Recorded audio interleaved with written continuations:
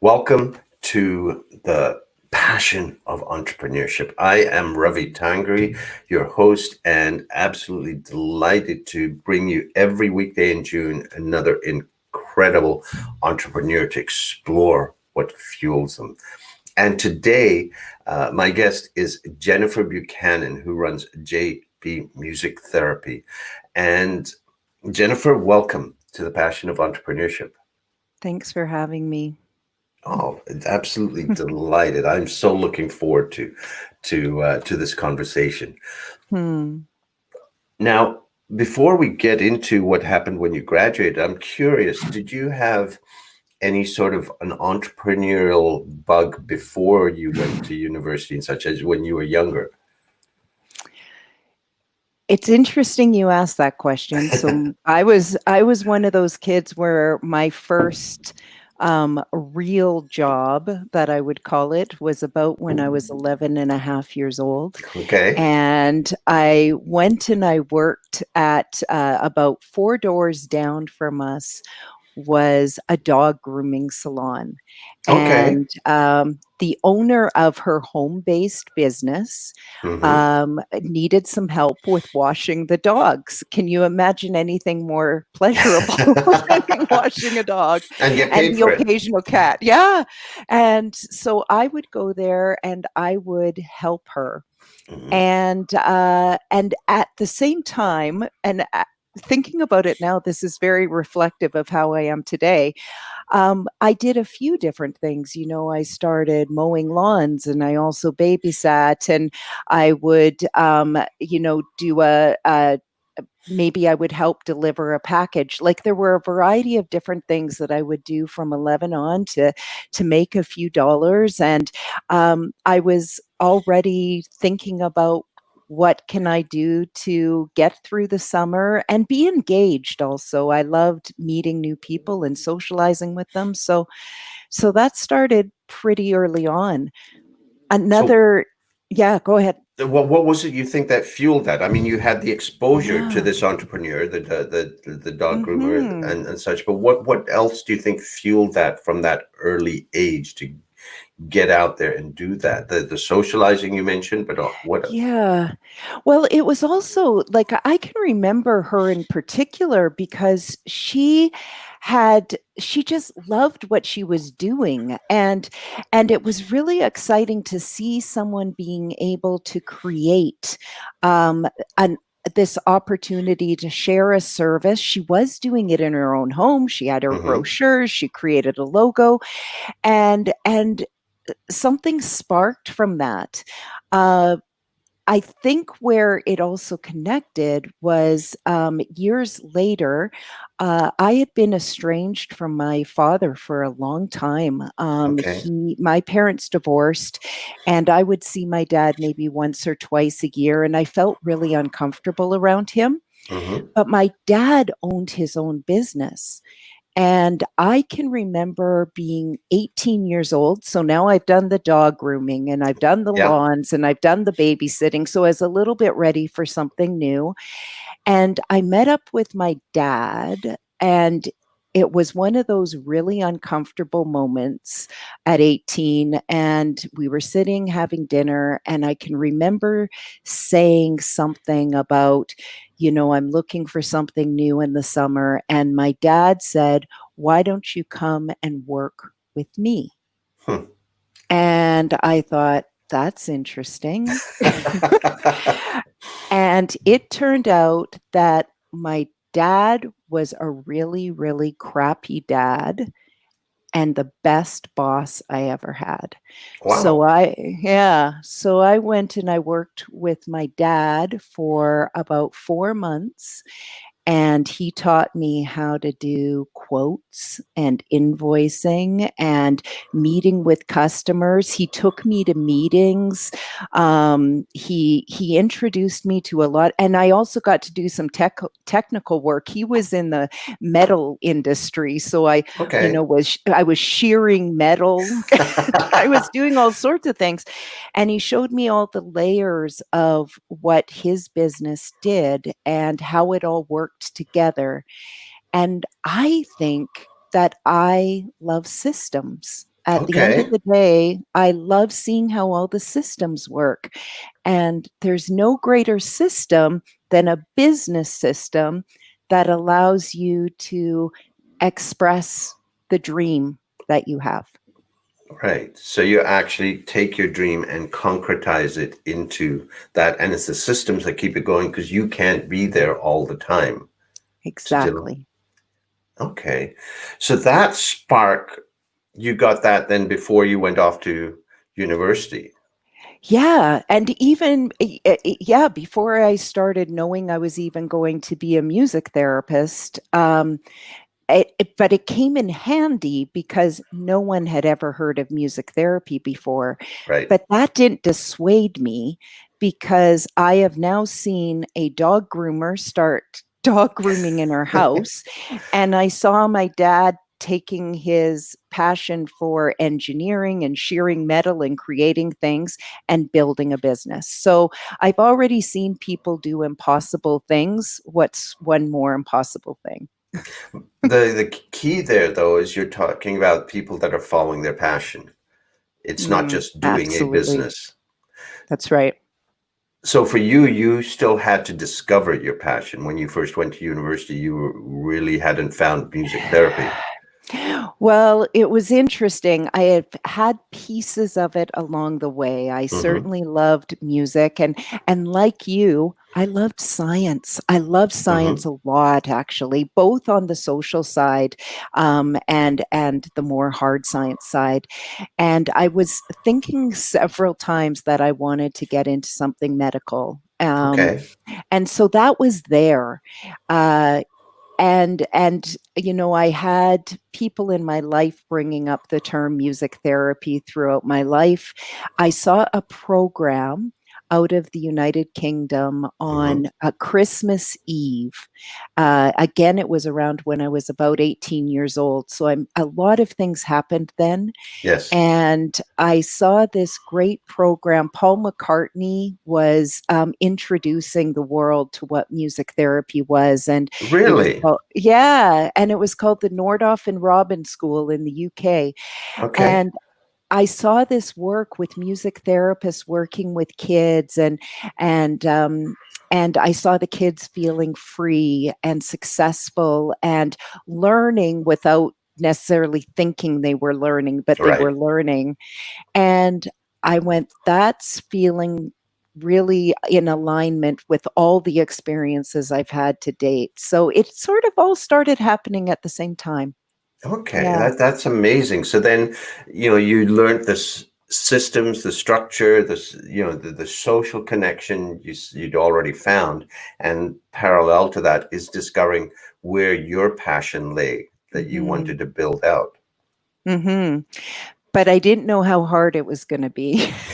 You know, just because you've got a passion and you've got a whole bunch of things figured out, you don't have it all figured out. Really? And and it would lead me down this road where Hmm. I would move from British Columbia to Alberta to Yeah. Calgary. I would leave all my social supports. I would leave all my family. I had an internship opportunity here. I finished my internship, and then what? What Right. do I do now? And that looked like sleeping in my car for a couple of days. That looked like getting a retail job that at least was going to help me get a rooming Hmm. house that I could live in. And then it meant a lot of phone calls because the only way I was going to be able to share the work that I so passionately did want to do Hmm. was to be entrepreneurial about it and start right from the ground up. So you had to start because back then music therapy really wasn't known. You No, couldn't go get a job. no, there was nothing. Yeah. So tell me about that process in terms of building that business. First of all, there's so many things that popped in mind. There's educating people that it's actually a thing. Right. And then you've got to get to the logistics of to even do the marketing. You Right. need some financial support. Right. Okay. So this was the first 3 years for sure. There was something. So I eventually found a rooming house, and the rooming house was one where I had to ask, can I pay you at the end of the month? I'm certain I'm going to get enough money and I'm going to be able to pay you. And bless Mr. George's heart. He must have looked at this kid and said, yes, we will make this work. So he gave me a room in his house, which happened to be just down the road from that retail job that I was doing. Okay. And it was also just around the corner from a library. Because Ravi, you've got to remember, this is pre-computer, Hmm. pre-email, pre-Google. It's all that. How do you find work? And I don't know. I used to go to the university library, but I don't know if I've ever really entered a lot of city libraries in my time. But something drew me there. I walked in, and I will never forget her. She was behind the distribution desk. Is that what you call Yeah. the desk? Yeah, the distribution desk at the library. She was standing right there. I walked up, and I'm sure I just spewed about what music therapy was and what I was doing in the city, and that I was brand new and I didn't know what I was doing. And she said the magic words, I can help you. Oh gosh. And when I heard that, and she looked at me with such meaning and intention, I knew she was going to help me. And she turned around and she went searching through shelving in the back, and she brought out this thing called the Blue Book. Okay. And yeah, the Blue Book. And the Blue Book is what you would Google today to find Yeah. all of the clients that you would want to serve. So there's going to be clients for all industries, and you've got something else. But in my profession, it's Mhm. going to be a list of the executive directors and the nonprofit organizations and those serving a variety of people that are have goals and are going through transitions, and I wasn't allowed to take the book out. So she said, do you have any money? And I didn't have a lot, but I had a little bit, and I had enough that I was able to start with the photocopying of a few pages. She let me photocopy some of them, Yeah. and I would take those pages home, and I would have a highlighter pen. And from there, I would make the first call. And I know this doesn't happen very often, but the first call said yes. And they invited me into this beautiful group home. I'm going to say their name because it was amazing. Scenic Bow Legion Group Home 104. That was the Okay. name of the place. And they welcomed me into their home. And that Friday night, I facilitated my first session in my first home, and they booked me every Friday night. And that Wow. was the start. That was the start. So I want to just take a small step back. The Mhm. idea of cold calling is a huge barrier for most people. Yep. So you went back to your room in the rooming house, you highlighted those pages. Yeah. What did you do to get the the strength to pick up that phone and call? What did you have to go through that first time? Yeah, I was nervous, and I still get nervous. I still don't enjoy that part of it at all. Um, if you what helps me anyways is um, first of all, knowing that what you do works. Mhm. So be confident in that, that what you do is going to make a difference in somebody's life. And I knew that already. Um, I also wasn't stepping way out of scope. I knew that going to this particular population and working in this group home, I had already had practicums in those settings, so I had Okay. experience. I'd been there before, so you can go in with a certain level of competence and confidence with it.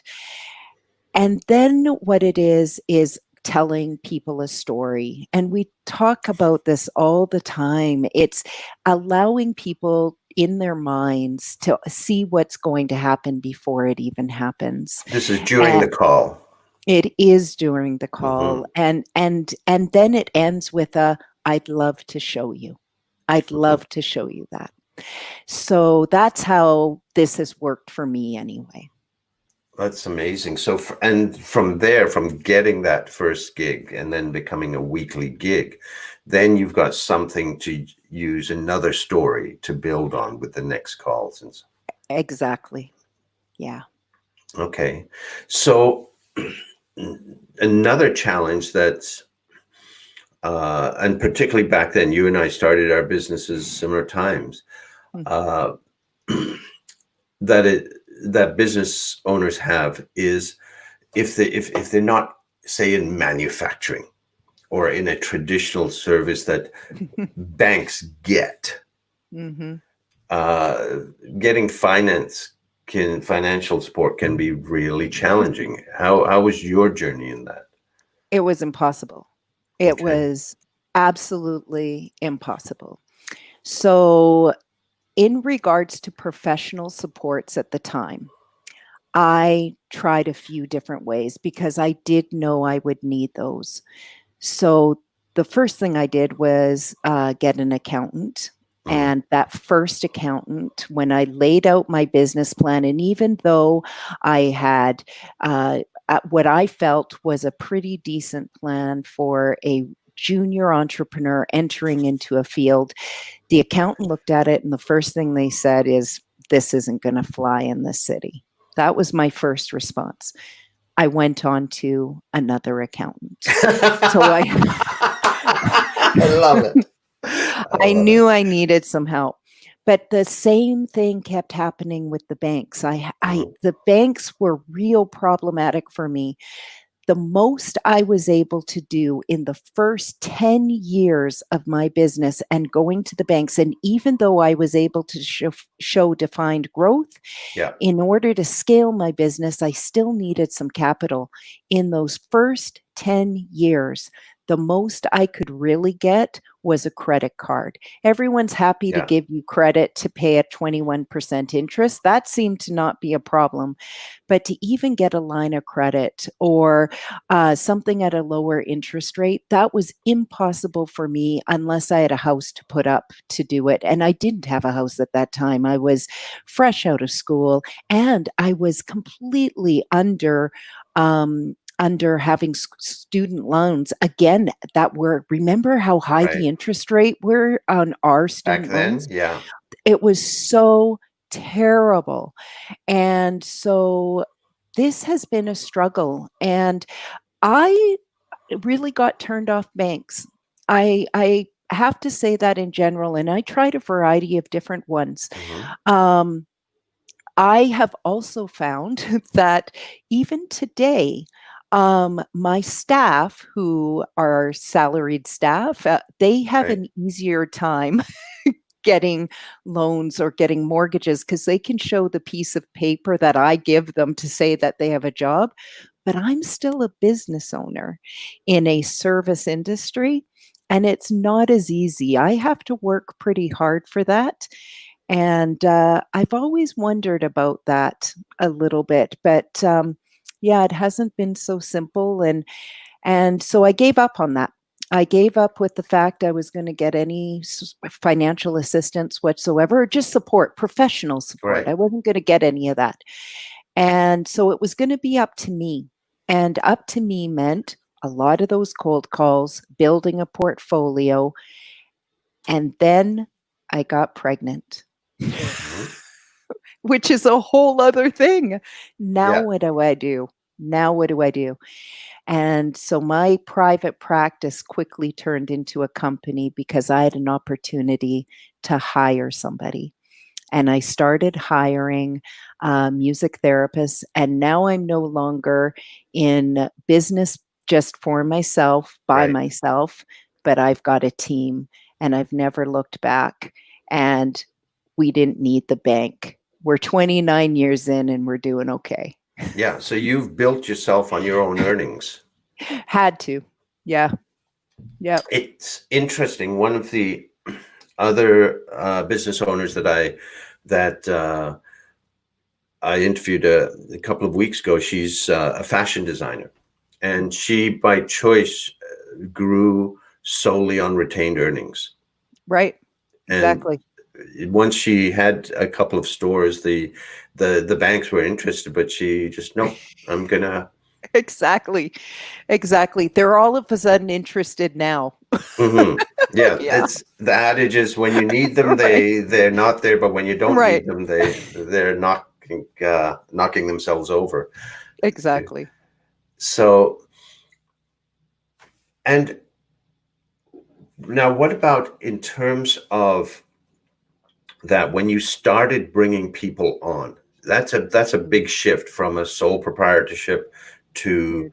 now you're running a company, because you're now, first of all, you're probably doing less of what you love, Mm, which was the music therapy, mm, and now you're doing more of the running the business mhm. side, right? Yeah. With the e-myth thing about the different hats that you Mm, wear, you're mhm. Yeah. you know uh, doing more of the business running hat. How did you handle that transition? Well, first of all, I read that book, The Yeah. E-Myth, and it was brilliant. Um, so here's where it goes back now to my childhood and some of the things I like. Hmm. The good news was I do love systems. I love Okay. creating systems. I love creating strategy. That's a part of me that I really do enjoy doing. And I've never given up doing the technical part of music therapy. I still do it today. Will probably always be somewhere within the technical world as well as in the on the business part. So in my business and around my business, and when people say, "Are you working on your business today?" Oh, yes, but I also like working in my business in Yes. the trenches, right? So it is all there. But you are correct. Shifting the responsibility of shifting from solopreneur into a team. I wasn't perfect at that. I wasn't excellent at that, actually. I didn't know how to do that. Okay. I learned. And again, it was about finding the professional resources I needed, and I foibled a lot. And I look back at my earliest teams and I apologize from the depth of my soul that I know that I was not able to create the culture and the experience that you deserved to have. I did the best I could with what I knew, but it's not what I'm able to do now. And I wish I could go back and give them a better experience than what I was able to give them. And it also took a long time to find the right team Hmm. because you're not sure what you're going to need. And the diversity on my team now, uh, so many of them, they're the technicians. They are awesome music therapists, but they're Yeah. also good on the admin side, and they're also good at the sales side, and they're also good in the management side. And Okay. it's fun sharing all the jobs with everybody. So we've been able to create something that is helping us through a difficult time like right now. I couldn't do it without them. Right. Um, So, it's team. Yeah, so you're doing so your music therapists aren't just the technicians, if you will, doing the music therapy. They're also involved in the they are running side of involved. the business. Hmm. Wow. And everyone at different levels. Hmm. But because they're out with our clients one on one, so they have to be good at communications and Yes. expressing what they're doing. They are Hmm. representatives of the work Yeah. and of music therapy as a whole. Like, it's not just our company. We are, because music therapy is still new in the country, we Hmm. have to be good representatives of what the work really is. Right. And They are excellent at that. And they're also learning. We have team trainings every Monday morning, and we will go through things that are on our mind and what's difficult, and help each other through the challenges. So it's an incredible workplace for me to Right. be in, as well as I hope for them. So, just backtracking again, that journey of letting go Hmm. as you brought the team on, you said, that you learned along the way. What are some of the things that you did to be able to get, people will do things in different ways, and sometimes they can do it better than you in their own ways. Uh, Right. w- can you share a couple of things you did to be able to adapt to that, to be able to let go and allow them to Yeah. find their way? The one thing I've done is stopped focusing on trying to fix any person's gap or weakness. I don't Okay. focus there at all anymore. That's what, because it's my perception of what a Hmm. gap and a weakness is. It's not necessarily a gap or a weakness. I focus 100% on people's strengths. Where Okay. are they naturally aligned? What is their strength, and what? Let's focus on strengthening our strengths. I love that. And that's key to our entire business, and what you're good at. So if you are feeling that you are best in a one-to-one setting, we're really going to help foster a way for you to be really strong in that setting, while also dipping your toes into facilitating groups. Right. But it may also be that just prior to this, to COVID right now, one of my staff started bubbling up around being very strong in systems and creating systems. And I could tell she was seeing a few things we needed to tweak. Well, with COVID and our caseload dropping below 50%, moving those clients Right. virtually, gave me the opportunity to get to know her better and Hmm. what her strengths were. And through some projects that she was able to develop, they really strengthened not only the company, but all of us as individuals within our professional practice. It's been wonderful to bring her on board. So she's now called the systems manager. Oh, you're even allowing yourself to let go, step back from the I systems too. know, right? Wow. Bravo for you. Thanks. So on this journey, like, you can't be in business this long without having caca hit the fan at different times. Mm. Could you share perhaps something, one time that might have happened? What is it that got you through that? Yeah, there's been a few. Um, you know, when I actually started the business, it was a Hmm. significant economic downturn in 1991. Anyone who was around then, Hmm. there was a lot of things that were happening even at the start, Yeah. and I think that set the foundation for all the economic downturns that were going to happen um, Okay. after that. A very significant challenge. Gosh, I don't know if there's been one bigger than what we're going through now, which Okay. is the actual, like this second, I think I'm going through the hardest one, which is going back to work. Hmm. The shutdown was easier than our transition right now, that Wow. I'm not sure how long it's going to take. Hmm. I can no longer forecast. Normally I'm a long-term thinker, and I'm having a hard time. We can't, We can't. because it could shut down again in a few months. Right. Yeah. And our clients are in long-term care. Right. Our clients are in hospitals.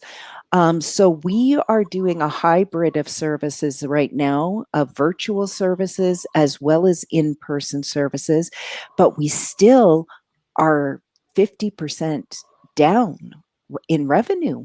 So this is a this is taking grit.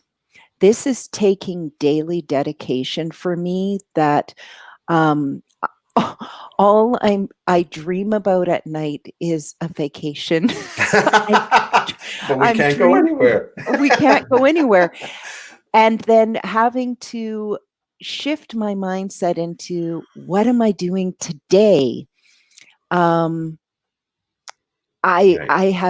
I have to be as present as I possibly can, and I miss the long-term thinking. I'm still dreaming, but I want to keep everyone safe and healthy and Yeah. secure. Yeah. So this is the toughest time, Ravi, for sure. So, and especially since, so much of your work is in the highest risk areas of our Mm-hmm. community, right? Mm-hmm. So with this, and this uncertainty, and I understand what you're saying, that you like that long-term planning, you like to be that, and you've sort of got to dance more in the moment now. Mm-hmm. How are you supporting and nurturing yourself through this? That's really good. Well, um, I so if we go back to the strengthening our strengths part, Mm-hmm. um, I am fortunate that one of my strengths has been to have real quality relationships around me. Mm-hmm. And I am digging deep into the people that are around me. I'm becoming more comfortable with asking for that elusive help when you need it. And You're I asking for know, help? I know. Wow, that is honestly, that is huge for It's entrepreneurs. huge. Yeah. But it's also going back to knowing I need professional supports in my life. Hmm. And I also need friends in my life. And my husband and I need to be doing well together because now we're working in the same area. And so there's all those things that, putting more time into my relationships has Hmm. been key. And uh, it's been an opportunity to do that, and so that's been one. The other thing is I'm taking the time to go through my business plan, and I this is something I do twice a year anyways, Yeah. but this is adding a third time to this year because a lot of rejigging is going to have to be made. Yes. I am doing all the things. I am, revisiting our language. With all the things coming up right now with COVID, but also Black Lives Matter, with also ensuring that we are being aware of what's happening in the world. Um, what just securing our language in that, recognizing the needs of our clients and ensuring we're identifying those, making sure we're accessible, which one of the things that I've sadly found out, and the reason why we weren't able to successfully move into virtual, is that a lot of the people that we serve do not have any access to tech. Right. Access is critical. So how can I support making that happen? Hmm. Where I'm looking at our entire SWOT analysis, I'm looking at our strengths, I'm revisiting opportunities. I ignore my threats. I can't control those. And I don't spend a lot of time in our weaknesses. I'd rather see how many weaknesses I can shift up to an opportunity. So those are all the things that I can do right now, and as well as getting set up with lighting and the right microphone and testing. This is like my sixth microphone. Is this working out today? It is working fine. Great. So And you we can work with microphones all the time.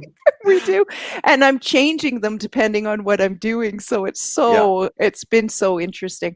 So all those things we can do right now because my world, and I know everybody's world, has shifted forever, JB Music Therapy will now provide virtual music therapy as well as in-person music therapy. And we're going to dedicate to make sure we can reach all the clients who need our services and be accessible to them, especially during their times of need. So we're trying to figure that out. Well, and what that says to me is that immediately amplifies your market to global. Right. And so you've got to think about different times and, there's all sorts of opportunity that is there. Right. The Yeah. Sorry, go ahead. No, I was going to say, and this is where also the speaking comes into, Ravi, right? Like where we can provide the global education, global information, and then attach it to the services that we also provide. Like you can see the funnel of support and impact that we can make with the variety of services that you can both of us provide. And so this is how we can help at this time and live that passion we're talking about. And something else I want to come back to is where you said, I love the way that, okay, can't do anything about the threats, the weaknesses. The thing I've found, I've done strategic planning for over 30 years, and a lot of people do SWOT, but I find they go through it and then they go make the plan and they never pay attention to what they did anyway, right? Right. There's another system which is aligned with what you're talking about, which is based on appreciative inquiry, which is called SOAR. Oh, And yes. Tell me more. The Tell me more again. strengths, opportunities, aspirations, and then results. You concretize it down into results. So it moves it into a plan. And I find that works so much better. You need to be aware of the threats, absolutely, of the weaknesses. Yeah. But if you can, back to your strengths-based approach, I'm very much of that. And I do that working with individuals, but also with organizations. SOAR is very, very aligned with that. With a strengths-based approach. So in this time, you've shared what you've been doing. There's a lot of entrepreneurs who are challenged with this time. Their business has just sometimes stopped and they don't know how they're going to move forward in this new world.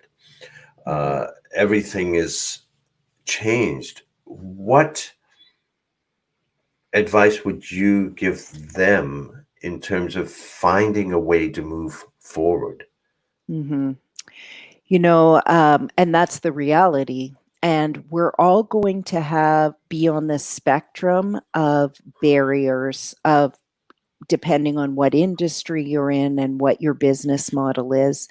But you're also going to be on the spectrum of opportunity. And so it's about recognizing that. So if you are just feeling barrier after barrier after barrier after barrier, it really does come to recognizing that and doing as we call the lean in approach, lean into it and what sort of feelings are coming there.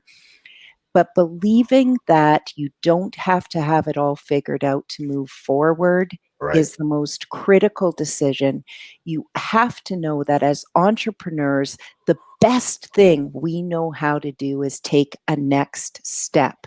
It might not be the dream step. It might not be the giant leap that you so desperately want to happen. It might be just a quarter of a step, just putting your foot a little bit ahead, but it's a step. And we need to do that every day. It's about sitting at your desk and, if you're a goal setter, setting your goals. If you're a list maker, setting your list. If you're a visionary, it's one dream for the day. So again, find what your strength is, move into that direction because you've got it.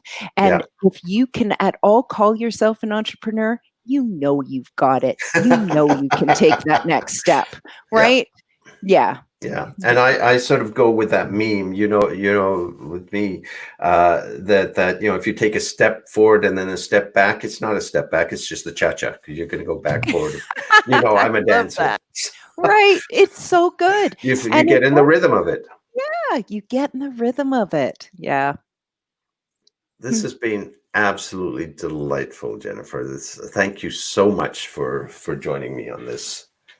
Oh, Robbie, I love talking about this. So thank you so much for having me on your program and good luck for the rest of June. This is a Yes. really great thing to be offering entrepreneurs from across the country and global. Are you going global yourself, do you think? Yeah, yeah, we've got Yeah. people from well, fairly go from Europe, from Yeah. Oh, yeah, that's and good. into the States. So yeah, not Oh, totally yeah. global, but we're working with what we can with the time zones.